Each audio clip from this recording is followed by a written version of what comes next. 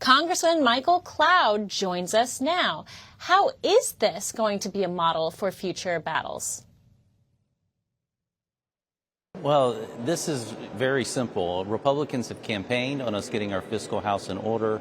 We've talked about it. And now's really the time to vote for it. And this is just really a first test on can we get the votes needed to do what we said we were going to do and begin to put our fiscal house in order.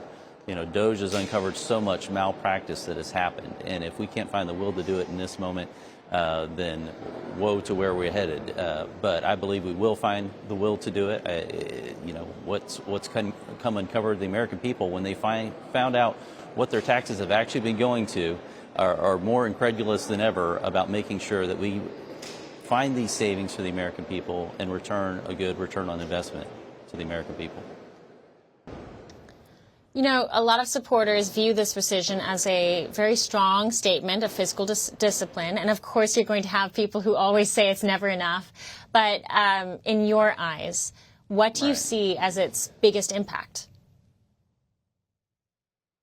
The biggest impact, I think, will be on Congress, on us finally doing what we say we're going to do and getting our Congress has a spending addiction. You know, you don't get to $36 trillion in debt without having a spending problem. No matter how much money the federal government has brought in, we've always found a way to spend more. And each year we spend $2 trillion more than we bring in. We've got to change that paradigm in Congress and get serious. We are up against the fiscal cliff. There can't be any more kicking the can down the road.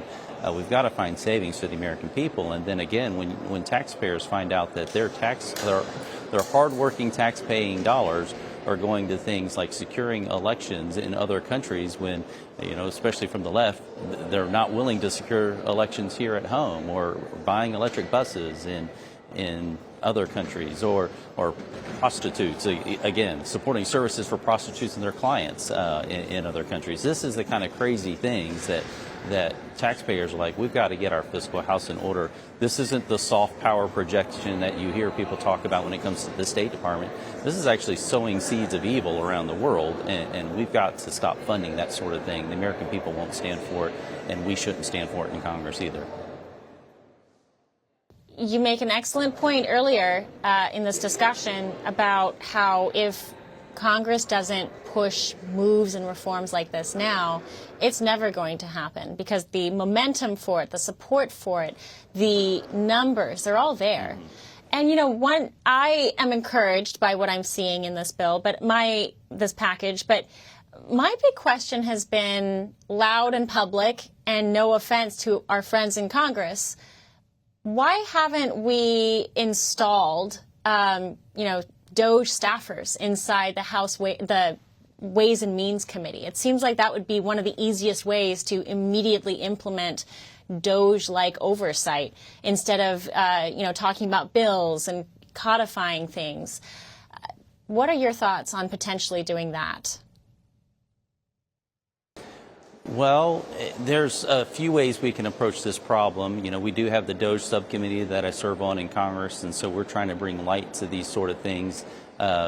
Pieces of legislation have been introduced, and of course the White House ultimately put out a budget that if we can get some sort of semblance of their budget through the House appropriation process and to the floor, that would rewrite the baseline of what we're doing when it comes to discretionary spending, which would be very important not only for this next fiscal year, but the fiscal years to come. And so we really need a new paradigm, and so this rescission bill is a great first start. It's a great signal to people that not only, you know, should we not be spending money on the things that are actually in this bill, but it's also a great signal that, hey, we're going to get serious about finding savings for the American people again. But then we still got to work on the larger picture of rewriting the baseline and us changing the paradigm that Congress is working from. This is so essential when we look at what's going on with the bond markets, when we look at what's happened with the credit rating. We need to do everything we can to secure our fiscal situation is just as much an existential threat as some of the geopolitical, military threats, you know, the open borders that we had under the Biden administration. We got to get our fiscal house in order as well. This is the beginning of it, but there's still a lot of work to be done. Speaking of the national security aspects of this, some of the critics argue that it is so imperative that PBS operates and is funded. It is so imperative that these international organizations continue to get their funding.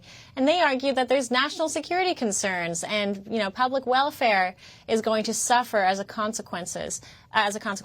What do you say to that? What do you say to those people who say PBS is part of our national security? Several years ago, there are a plethora of ways for people to get information, whether that be news or even entertainment. That we are in a multimedia-drenched society at this moment. We're not where we were 50 years ago. And put on top of that, what we've seen happen with NPR, PBS, when it comes to the political bias, it's extraordinary. And so it sadly has become a politicized organization, something that taxpayers shouldn't be funding from the political standpoint, but even we're beyond the practicality need of it. There's plenty of resources.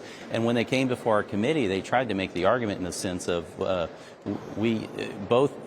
they made this argument that kind of fell apart on itself in the sense like, we don't get enough federal funds for you to be worried about it, but we get so much federal funds we can't survive without it, which was an argument that collapsed upon itself. But the truth is, we're not prohibiting people from donating. If people find value in that, they can still contribute and support what they believe to be the good work. And there is some good work that gets done with those organizations. But the bias that has taken over it shouldn't be taxpayer funded, and it's certainly not needed at this point. Well, in the free market, we should definitely trust when it comes to those things. The Freedom Caucus, going back to this rescission bill, Congressman, the Freedom Caucus is urging a same-week vote on this package. Is that feasible? To vote on it, we should vote on it. We should put it on the House floor.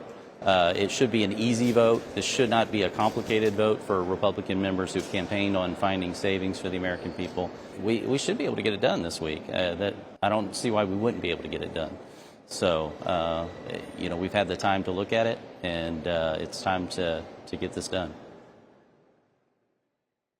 What are you concerned about in the next couple months? I know that on the international front, we've got a lot of problems bubbling in the conflict zones.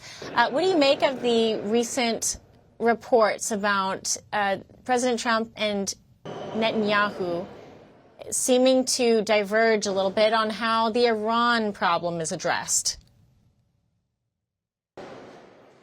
Well, Israel is its own country. We certainly stand for their right to defend themselves. And I know President Trump's big objective is for peace in the Middle East, and that's what he's been working for. We can look at the Abraham Accords in the first Trump administration and really continuing those policies where you have the Middle East, just him working to find normalized relationships between Israel and its neighbors. Unfortunately, with Iran, we have a situation where they are the world's leading sponsor of terror. They've been working to develop a nuclear bomb. That needs to not happen. That would certainly be destabilizing not only for the region but for the world. And so ultimately, we agree on way more than we disagree on. We're strong allies, and there's a lot of reasons for that, economically, militarily, and we will continue to be as we go down the line here. Congressman Michael Cloud, a pleasure as always. Thank you so much for the time.